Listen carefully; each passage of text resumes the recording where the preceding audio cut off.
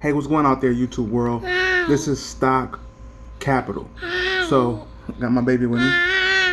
I was just strolling through the internet and I decided to look up something about Robinhood on Google, and because I got a text message earlier saying that the website had froze. So I wanted to see if there was any news about this freezing issue earlier with Robinhood.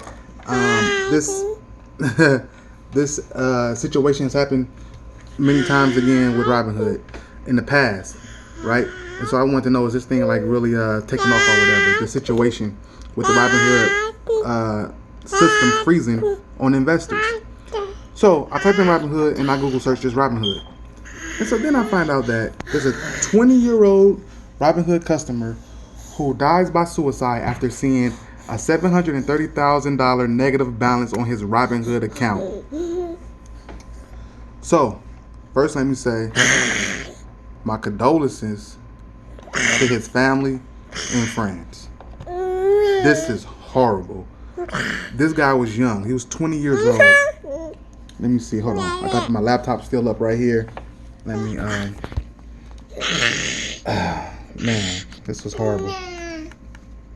So this article was actually written by four different people on Forbes.com. This guy's name was Alexander E. Cairns. I think that's how you say his last name. I'm not sure how to pronounce that, but it looks like Cairns. But Mr. Alexander, he was a college student. He was back home visiting his family, and you know, he had been investing, I guess, for a little while now. So he was doing what's known as option spreads, right? Put options and bull option spreads, option spreads. And so I'm not gonna get into the technical aspect of that form of trading. I don't do that form of trading. I've done it in the past, but I don't do it any longer for what I'm doing most currently with this platform and this profile, right? So, long story short, right? Alex, so sad, man. He's seen that according to this report, and he has an uncle, or no, a cousin. He has a cousin who was quoted here in the article on Forbes, telling a little bit about probably the mindset of his cousin who passed away or committed suicide. And it doesn't say how he committed suicide, right? It doesn't say, did he shoot himself, did he hang himself, did he suffocate himself, did he stab himself? It doesn't say that at all, which I find kind of weird. But anyway, come on, mama. Sorry about this, guys. But so long story short, what ends up happening,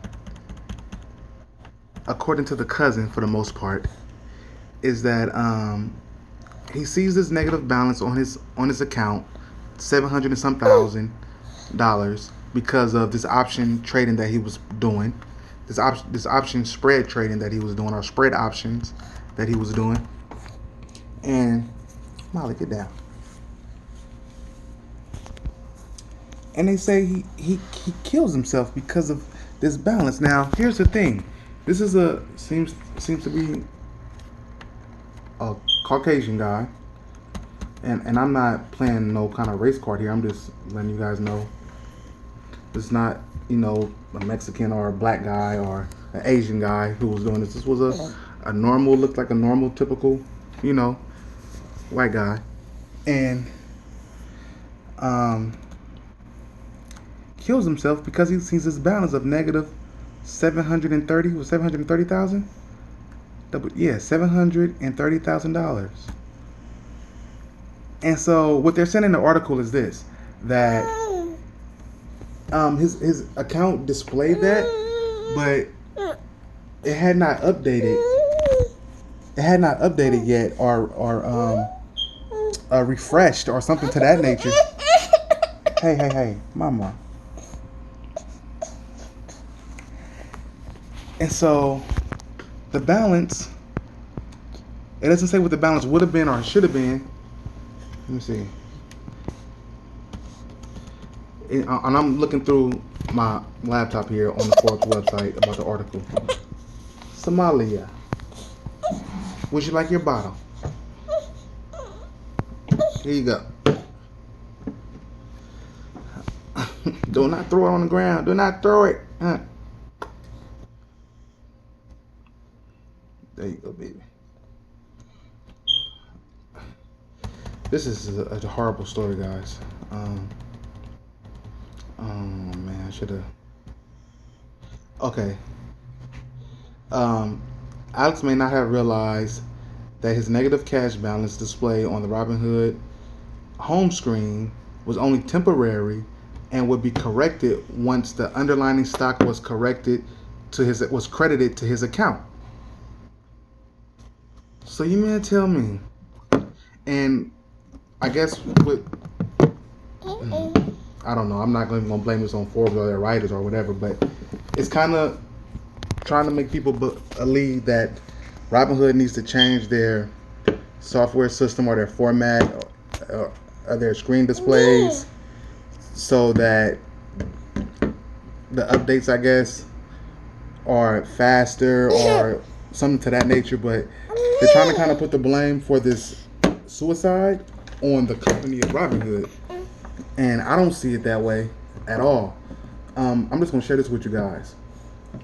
I started. This is actually my 1 month anniversary of doing stock capital, right? So investing now with our new strategy, and right before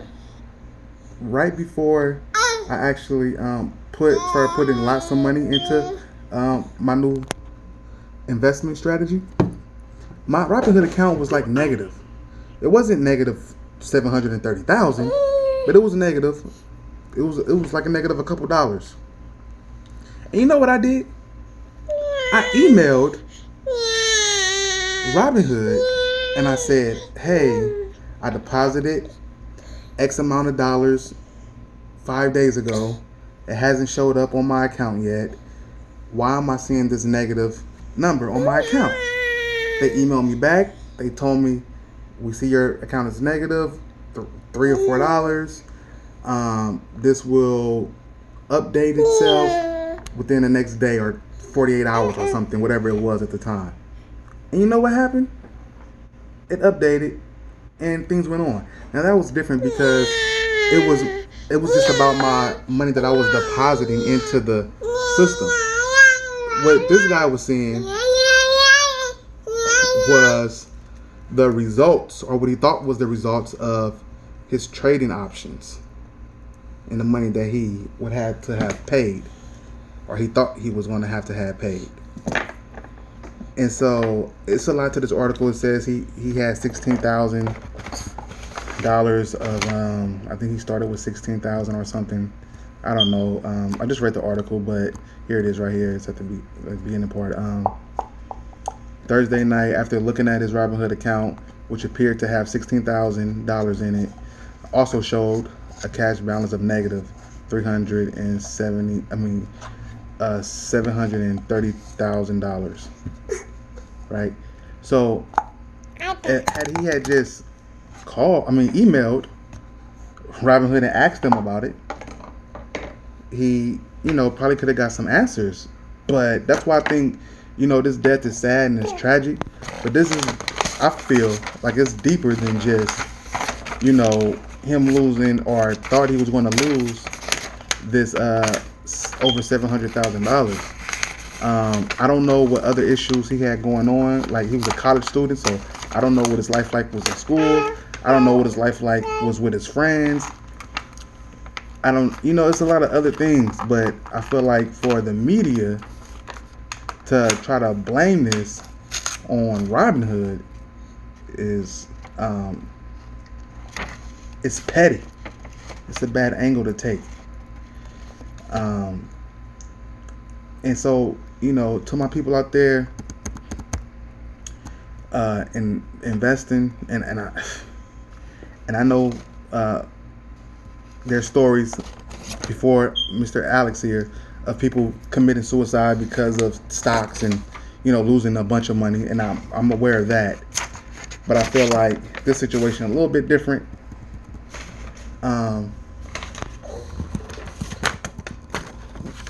baby. And so I do appreciate Forbes. At the end of the article, they do have the National Suicide Prevention number. So I'm just gonna display that for you guys. If anyone, Somalia. Sorry about this, guys. If you or someone you know is thinking about suicide, please call the National Suicide Prevention Lifeline at 800-273-8355, or you can text the crisis text line at the number 741-741. So please, guys, jot the numbers down, put them in your phone just in case an emergency happens. Write them down somewhere. Use them if you need them, or you think somebody that's close to you need it. And trade and invest. This is a very emotional thing, trading and investing. So if you can, please try to take your emotions out of it and just stick to whatever strategy that you're using for your personal investment goals. And when you feel like something is not right with your account, your investment account, contact the brokerage, right? Please don't take matters into your own hands. You know what I'm saying? Please don't do that. This young man is 20 years old, so he's probably gonna miss out on, I don't know if was a dad, but maybe he's gonna miss out on being a father, graduating college, maybe buying his first house. He's gonna miss out on a lot of things now, and his family, his mom, his dad, his cousin. He's just gonna be a hashtag now, and that's sad, and it shouldn't be that way. So once again, I want to send my respect and my condolences to his family, and it's sad. So man, this is something I wasn't expecting to find when I googled Robinhood. I was looking for something totally different, but this deserves to be out there more, and this deserves more attention, in my opinion. So this article was wrote yesterday on the June 17th, or it was published on the 17th. Today's the 18th. I'm just now seeing it. But anyway, this young man on the picture, happy, smiling, got his glasses on, nice haircut, seems to be normal, regular college kid trying to find his way in life. You know what I mean? And he was smart enough to be investing at 20 years old. I wish I was. And then something like this happens from what seems to be an honest mistake. If he had just waited, you know what I mean, like another 24 hours, or just emailed Robinhood, we could have probably avoided all this. So let me know you guys' feelings about this in the comments below, and be sure to share this video with people to help prevent stuff like this from ever happening again, to all investors out there. Until next time, shameless plug, but I gotta do it. Hit the thumbs up button if you like this video. Also subscribe to the channel for future hopefully more cheerful topics than this on our YouTube channel, Stock Capital. And also be sure to follow us on Instagram at stock_capital. Again, stock_capital.